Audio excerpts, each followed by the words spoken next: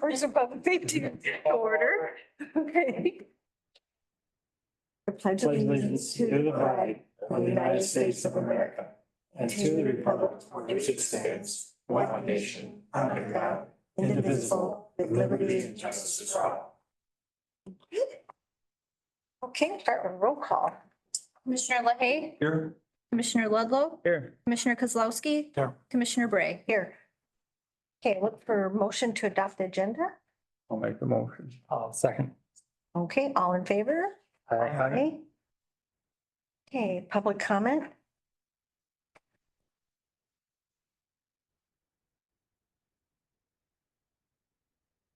Hey, stranger. Good. Good. I'm Steve Kalashewski, retired sheriff for Alpena County.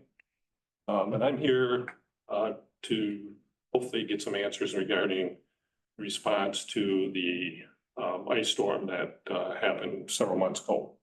I realized it was several months ago, but my concern is the lack of attention to the ice storm that took place, the immediate lack of attention to it. Alpena County was without power for quite some time.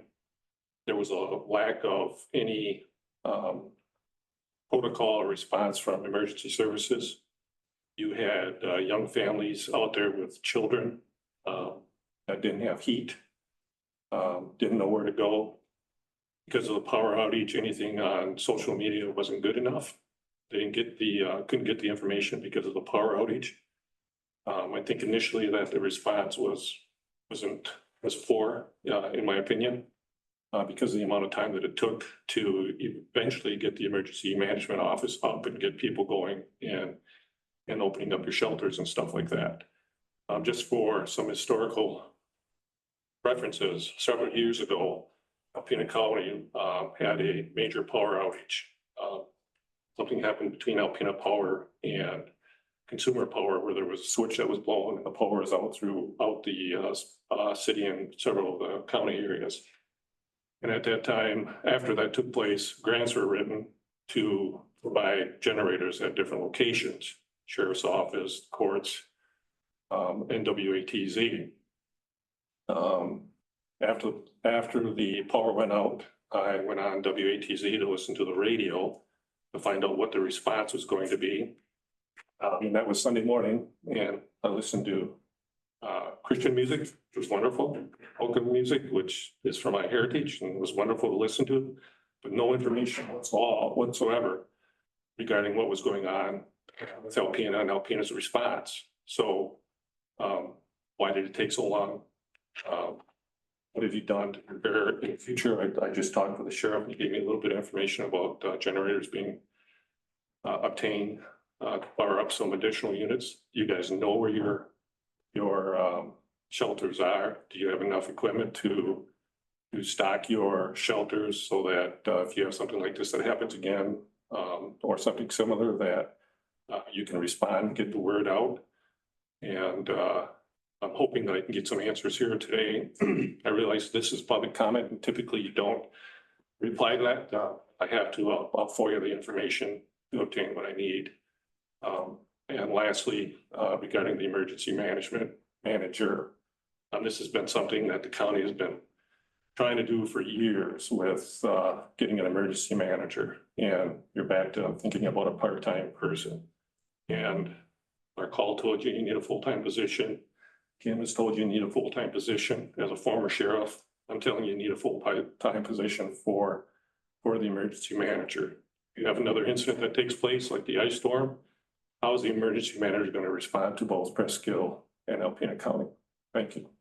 Thank you.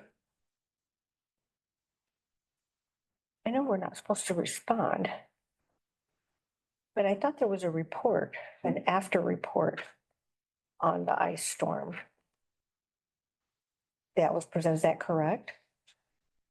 Or, Yeah, Kim presented one to the stakeholders for the that attended the EOC, the ones that were involved with the EOC.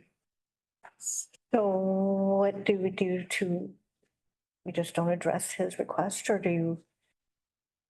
I think Steve has my email. He's welcome to email me and I can send him over the information that we have, the slideshow. Okay. like. I'm assuming you have an after action report that says what went right and what went wrong.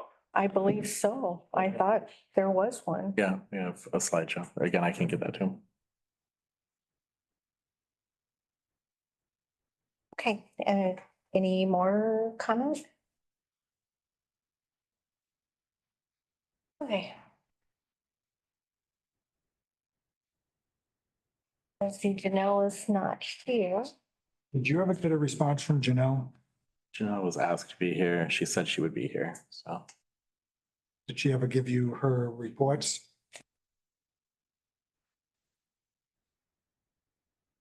So we should probably remove that. Well, we'll just, I guess, She may show up. Maybe she got held up. We can just leave it on and. All right. Okay, Michelle.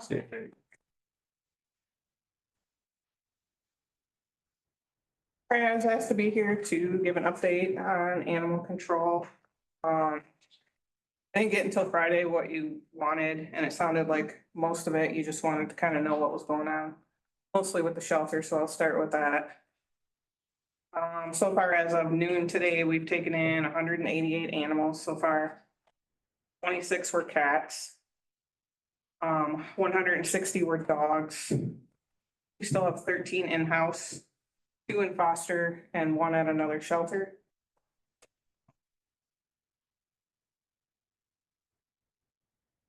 Do you have any other questions with that one before I move on? Because that was pretty much all that was requested, and then I just wrote down a few other things. so I'd ask, I know you were, when we were doing our animal control meetings, you came up with the report. Do you still do that report? We have not been. Okay, I mean, I can tell you specifically like what we've done with the cats and the dogs as far as, you know, adopt, transfer, return to owner, stuff like that. well, I think that we finally kind of came up with something that was, at least for me, it was beneficial because you're able to show where the majority of those animals were, which I like seeing because we know where a lot of that work was being done. But it's nice if you could keep that for historical, because I know I've talked to the sheriff about that. We've been having other conversations as well. And I think probably in the future, that might be beneficial for us. Okay. I can come back and give that some other time. You're talking townships and Yeah. city or. Yeah, that type thing. that report, because I think we worked over time and we finally got it nailed down to what was beneficial for us. Okay, I think that was a very useful thing. okay. Hey, do we have any more questions? Michelle, we've been following up on reports to get animals released to our care. Has the prosecutor been helpful in getting that Yes, accomplished? forfeiture hearings are very quick to come now. Are they? Okay. Yep. So that's been a really good thing. And then just for your other reading enjoyment was the shelter statistics from last year. That should be in the handouts that I gave you. And then I also gave you handouts for the shelter inspection from this year, which we still need to address the floors in the shelter again. I have talked to Dr. Maroff a couple times. She's kind of wanting to know what the game plan is and time period as far as fixing the floors. She was also here to do the shelter pre-inspection, pre-license inspection at the old airport terminal. So I'm not sure if that's a thing or not. So I told her I didn't want to put any resources into the current building if that was gonna be a thing. We're running into some issues. She understood that. Yeah, we're running into some issues with the FAA on that one. So Okay. I put on hold for the time being. Do you know, have you talked to Nick or do you have a rough estimate for the floors? No. But okay, let me talk to Nick and we'll have him pop in or one of his guys and we'll see what we can get. And then the only other thing going on right now, so both those inspection reports are in the packets I handed out to you. One for the current shelter and one for the airport terminal. Girl Scout Silver Project, the Rainbow Bridge, the bridge is complete and looks fantastic. It will be placed outside on October 1st with an official unveiling, along with the blessing of the animals with Pastor Rob from the First United Methodist Church will take place on October 4th. Commissioners, I think everybody should have received photos. I went there this weekend and we got or was that Friday? That was Friday, I guess. I did too, yeah. Pictures and the location. Were there any issues with the suggested location? We felt it was out of the way. I thought it was a nice backdrop. It was kind of an easy location for people to find. Well, I think you show those little concrete block squares. To elevate the bridge. Yeah, and that's good because I know originally my concern was because I thought they were gonna pour a slab. No, we wanted it to be movable in case the shelter moved, the bridge will go with us. In the spring, we have a plan for a garden all around that and to beautify that area. Much more than it is right now. So that will be, that'll take place sometime in the spring. Thought it was good. Yeah, it looked like a good job. Did you see it? Oh, yeah. You took a peek at it? Well, he sent He us sent the pictures. pictures. Oh, you did? Just, yeah. People do the surprise. Okay, thank you. Guess we'll just receive and file Michelle's report. Good. Take a I'll make motion. the motion. Okay, Support. okay, all in favor? All right. Aye. Okay. I'm going to I address this? Yes, is that you? Okay. So I'm going to address the tuition reimbursement for the city. And at the last meeting, we discussed that in the financial policy, the county was responsible for up to $750. And so with the discussion and keeping with the financial policy, we are offering to pay the $750, not the amount that was originally requested. So that is I'm looking for a motion to do that. You want to have a discussion? Go ahead. I thought we have to do the Yeah, motion you do. first. Do you, okay, I look for a motion to pay the $750, okay? Second, I'll support. okay, do we have discussion? Okay. Okay, Well, first thing I have to do is apologize for not being fully ready for this, Rob, last time. But now I've had a chance to go over the contract and the policies and procedures. Like she says, we're required by the policies and procedures part to pay the $750. It also says that EMS agencies have an inherent responsibility to budget for EMS training, equipment, and supplies, and should not solely rely on the county for funding.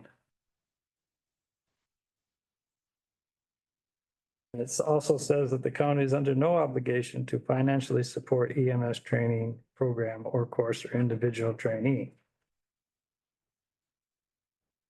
And I think that's in the fiscal policy. that's in our Ambulance fiscal yeah. policy. And then in like the contract, it said that the city will provide medical first responders or emergency medical technician, EMT initial training, period. If such training is conducted, the participant community shall be eligible for reimbursement pursuant to the existing county policies. So it referenced the county policies, and the county policy says $750. My question is, what would be the minimal to get your certifications? How much would it cost? So for us, the tuition is $1650. That's what we figure it'll cost us to do the whole class. But that's for the premium package. Well, it's for the package, basically. So that's what it costs, no matter if the county puts money in or not. The fire chiefs had requested to see whether or not the county would consider paying the full tuition of $1650. They know that $750 is what the contract or the fiscal policy Right. allows.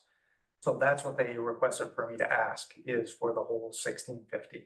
They understand that there's no obligation from the county to pay all or part of it, so.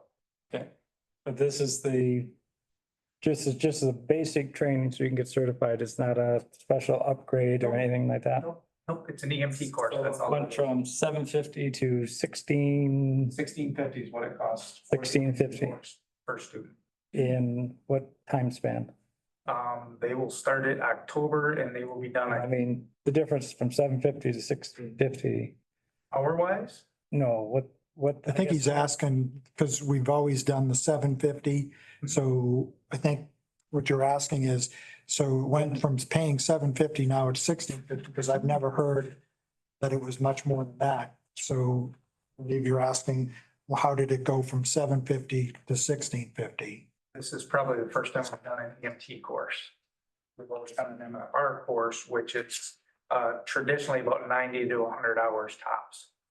So an EMT program is only 250 hours plus clinical, so it's more than double the amount of hours to do that class. I recall the MFR. What was the MFR? That's different. Yeah, it's a medical first responders, but basic. It's basically the lowest level of pre-hospital care. We did an MFR the last 2 or 3 classes. We did a MFR to EMT matriculation. Basically takes into account their MFR training. And so basically it's just a bridge. So the hours difference between an MFR and an EMT, that's what you go through, and there's more skill stations and that kind of stuff. Is this going to be a one-time or For an EMT, for this EMT that you're requesting we do either an MFR or an EMT class every other year. every other year? Yep. So last winter, they did Fire Academy, Firefighter 1 and 2 Academy. Mhm. So this year we're doing an EMS class. So we leapfrog them so that area responders can make sure they have seats covered in both. Because a lot of people want to do both, but you can't do both at the same time. Work jobs, have a family, all of that. It would be literally 5 days a week they'd be in school. So we leapfrog them back and forth to give people that option. Now, the 1650, that covers all your supplies and everything too. Everything, books, everything. Of course, it says we're not responsible for that. Correct. And the fire chiefs are all well aware of that. Okay. They were making the ask, and rather than you having 9 fire departments come in and individually ask, I said, I'll ask the question. And And we appreciate I that. figured, Honestly. Yeah, that would be a bit much. So, any questions, Bill? No, I don't have any questions. I think we should go with the 1615. You don't know. You think so? Okay, so are you going Well, to? we got a motion We on. got a motion. Got a motion on the table, yeah. So, So if we vote no on this motion, we can bring up the motion to go to the 1615. okay, gotcha. Or somewhere in between. Pardon? Or somewhere in between. Oh, okay. Let's get rid of this motion and we can Okay, make another motion. Okay. So this Okay. motion is to. the 750. Yep, okay. Vote. Gotta have a roll call.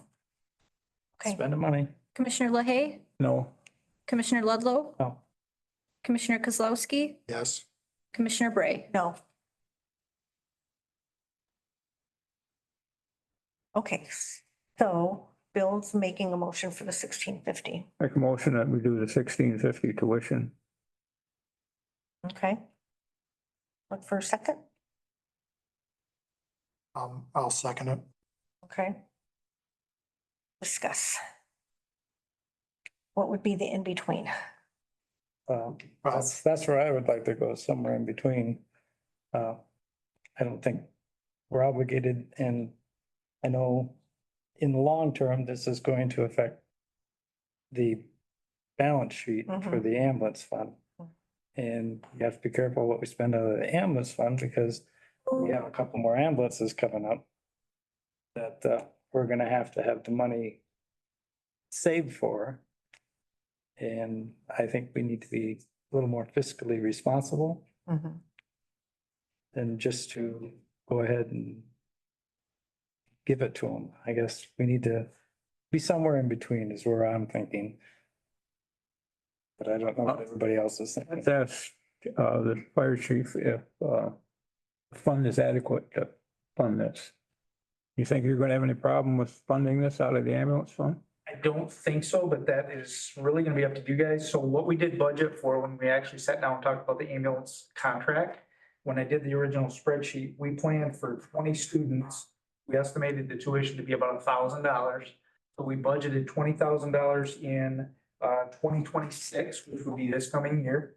and then another 20,000 in 2028 to be able to help fund those MFR and or EMT programs. I can tell you right now, I think we have 15 students in the class. And of that, I think 13 are Alpena County residents. So what would that be? Total? 1650 You're asking times, not a bad thing. I could do it, but No, it's easier to make him do it, I can't. just saying. Bill's gonna check If it. you had 13 Alpena County students, that'd be $21,450. And you've already set aside 20,000 for it? We set aside 20,000 when we figured basically we did basically a capital projection for the length of this contract of expenses we have going forward. The 20,000 was earmarked for EMS programs, initial education. Okay, And we don't charge anything for the continuing education that we do. We do CE blitzes twice a year, plus we do other CEs that are free to the county. Right. So this is the only basically education expense that you guys would have in a year. Okay, That, and again, you said that that covers the materials. Yep, there's no other cost to it. okay. So we vote. Yes, roll call. So just so everyone knows, this motion is to pay the 1650, yeah. And you second it. Yeah. So, Commissioner Ludlow, no, Commissioner Kozlowski, No, Commissioner LaHaye, Yes, Commissioner Bray. yes. so it didn't pass. So what happens? It was So- split, it didn't we pass. make another motion. I say we offer to pay half of the tuition. Like 50-50. I mean, that's more than the 750 and less than the 1650 that you're asking for. So you're making the I'll motion, make that motion. okay, You'll support it. discussion?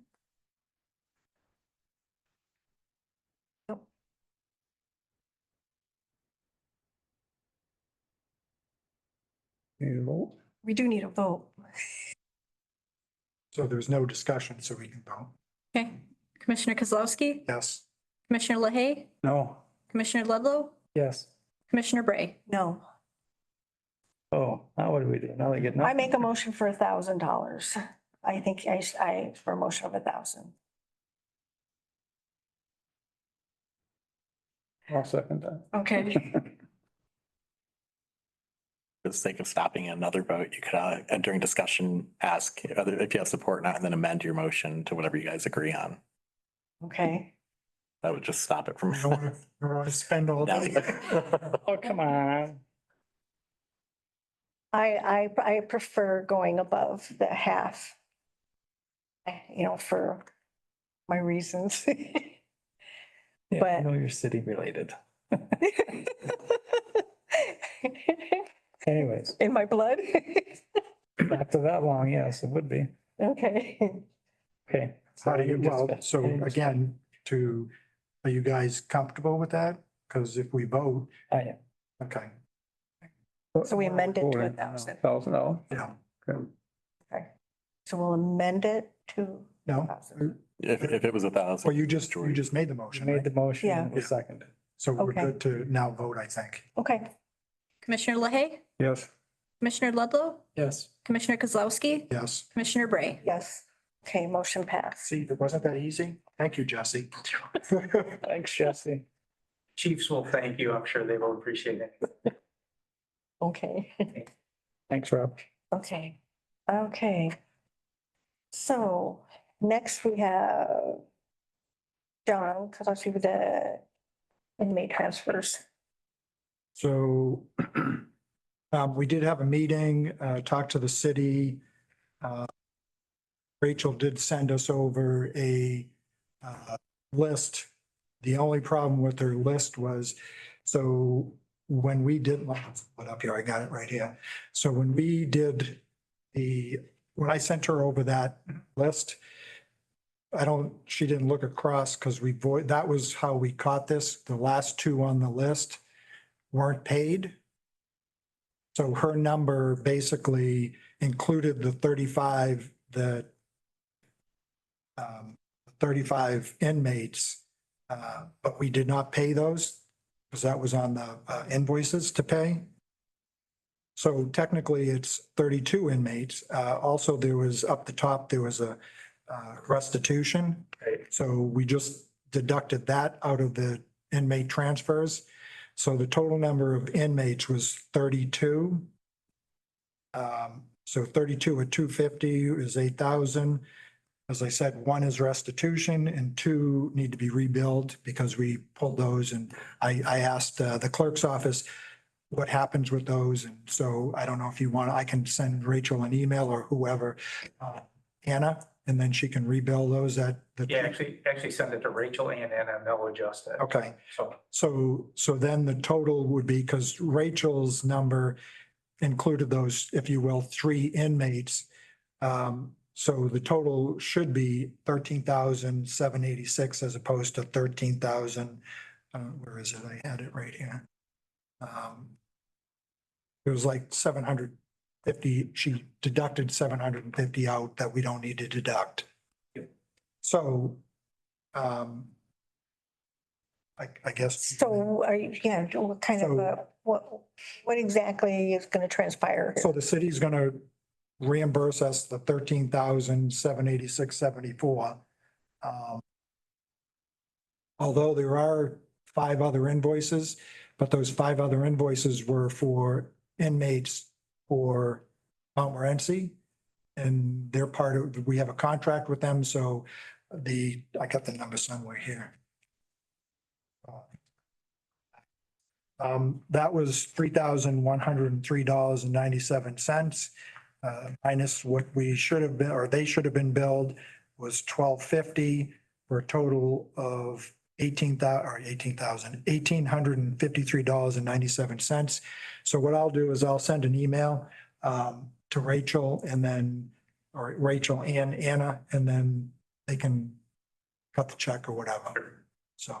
So they're going to do that based on the minutes of this meeting or? Well, they already have a copy of the, we're working it through to make it right. yeah. Okay. So, My only question would be is, part of the reason, if you're getting money from Montmorency County or you're housing people from Montmorency County, why is the county absorbing that fee?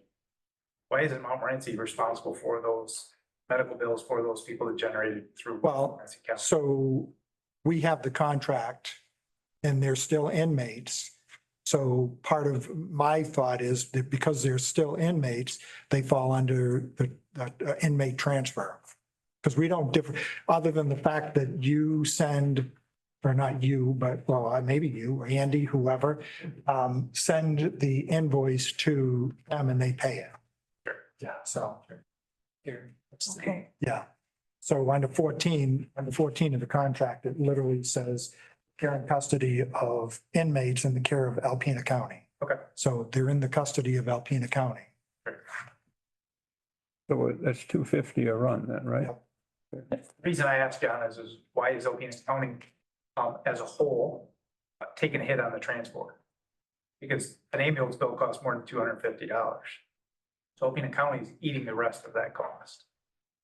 Whether it costs you just $250 or not. So I'm okay with this contract does say Yeah. we only give you an invoice for $250. But they're not county residents, if you will. So that's all I ask. Well, and again, this is under what our contract is, so you probably know that I'm stickler when it comes to this stuff. So, Here to the contract. yeah, so if we follow what it says, then it may be costing us money, but at least if we're sticking to the contract. Because I think I was with the sheriff and he had a conversation with Montmorency too, so they're aware of it. And I guess my question is, should Alpena County Sheriff's Department, the county themselves, be going for Montmorency County for them to pay that bill? That's my only We question. don't pay it when you guys invoice us, chief. We Okay, just send them the bill and they pay for it. gotcha. Okay, they get paid directly. Reimburse, yeah. Okay, so I guess. So there's nothing, I don't think we need a motion because No. like I said, I've been working with the city and I'll just forward them all the information that I have with my numbers. And if there's any questions, you guys can, Don't make it right. yeah. Okay. So you know, in the future, what we've done is, the officers now have to flag anything that's to the county sheriff's department address. Yeah. They flag it, the billing company then flags it as well. So the most you'll see is that $250 charge. Okay. So it shouldn't slip through. So, and again, if you guys see one, if Sheriff Smith finds one that he gets billed for, you guys, as the county, let us know, because we'll take care of this. Okay, thanks. Thank you for fixing that. Make it easier on Yeah. the treasurer and the, Yep. everybody. Okay, Rob, so we're resolved, that's resolved. So you're next. Leave it forward. So I don't have too much for you today. Basically, a couple of things, just updates for you guys. Ambulance title. I think John and Jesse might have been at the court appearance for the ambulance title. As you can see, it's a very long and painful process. There's one more vendor, I believe, that has to sign off. Once that's signed off, then it sounds like the state will be court ordered to get us our title like we've been working we figure we've been working on this for 5 years. I'm sure the sheriff would appreciate the fact that, It'll be legal. yeah. It's got a plate on it. Ice cream truck will be happy. So, so we're getting closer. It's a long process. So we don't know exactly the, end date on that. So, just so you guys know, CE Blitz Day, we had a CE offering this last Saturday. We had 10 personnel that attended. 6 of those were from Alpena City Fire Department and 4 of them were from area first responders. So we offer one in the spring, one in the fall, and we got a light turnout. It's just that time of the year, and the people that came, they were appreciative. It was about a 4-hour class on different subjects. So that's really all I have to report. Our call volume is as it normally is. It's steady. We're about 14 calls a day still. So other than that, I don't have anything else to really report. So. All right, any questions? I don't have any questions. Okay, so I'll make a motion to file and receive and file his report. I'll make that motion. I'll second that. Okay, all in favor? All right. Okay. Okay, Kim. Good afternoon. So I provided to Kim a 3-month recap of our call volume for you, so you could actually look at the numbers instead of me just spewing them off to you. Our call volume is down from July, but still up from June. Last month, I informed you that our weather warning siren on Woodview was offline. They arrived the following week and repaired that. They also did our preventive maintenance at the same time, and they found problems not only at the Woodview site, but on Bear Point Road, on Wilson Street, on Caribou. I asked them because I've never had this many sirens damaged before, and it's been averaging like every other year we have repairs, and then the following year it's just preventive maintenance. Then the following year there'll be a few repairs, but nothing like this. So I asked them if it was possible, not necessarily provable, but was it possible that some of the repairs that were made could be related to the ice storm. And they said that the siren on Caribou Road would be the one that they would say had the strongest suspicion that the antenna was damaged by the ice storm. But they said there's just not enough to be able to prove it, to get reimbursed or claim it on the insurance or anything. But the bill was just shy of $6,000. It was $5,951. So I've done some money around, and it'll be submitted for payment at full board. But so that's the update there. All the sirens are back online, and so that's a good thing. I am pleased to tell you that last Monday we received approval for our final COVID reimbursement. Yes, $756.48. That said, I hope to have all the balance of the information to FEMA this week for the ice storm. That's a big work in progress, but I want that completed this week. So working on getting that done. Of note, the US Senate recently passed Last week, I believe it was, they passed a, where's the Enhancing First Response Act, Senate Bill 725, advancing legislation that would reclassify 911 dispatchers as public safety workers. Currently, dispatchers are classified by the feds as office and administrative support. And so this is something that the 911 community has been advocating for a very long time. So now it goes to the House and hopefully to the President, but it did pass the US Senate. So that's one huge step forward for that. And part of that also, that what will come of that if this bill becomes law, is that the federal government will have more, I don't want to say oversight, but they will receive more information from the state as far as communication problems that affect 911. So there will be hopefully some federal support to help with those kind of issues.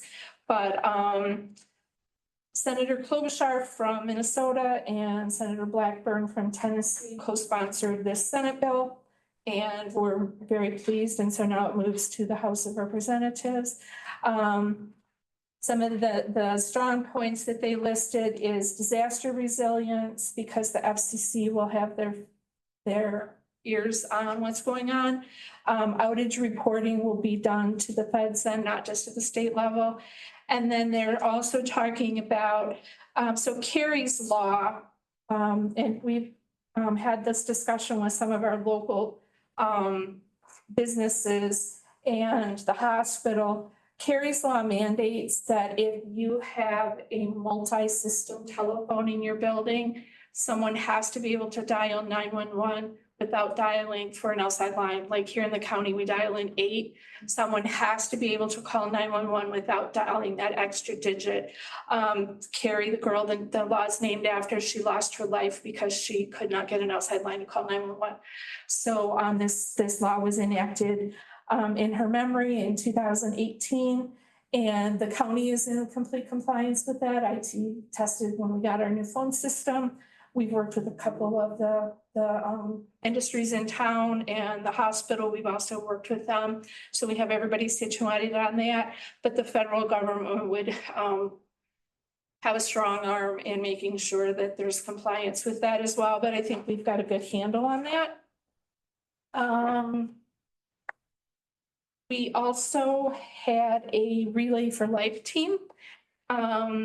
We had a dunk tank. We had law enforcement volunteering to sit in the dunk tank. We raised $1,081 for the American Cancer Society, and we had a good day of team. Do you do that every year? I'm sorry? Do you do that every year? This was our first time, but the girls are already starting plans for next year. Yeah, we will. And then the last update I have for you on that is we made a job offer last week that was accepted. So we're looking forward to welcoming a new team member in to cover the retirement that we had in the office. So Good, thank Yeah. you. Anybody have any questions? No? Thank you. the Pam. other thing I have is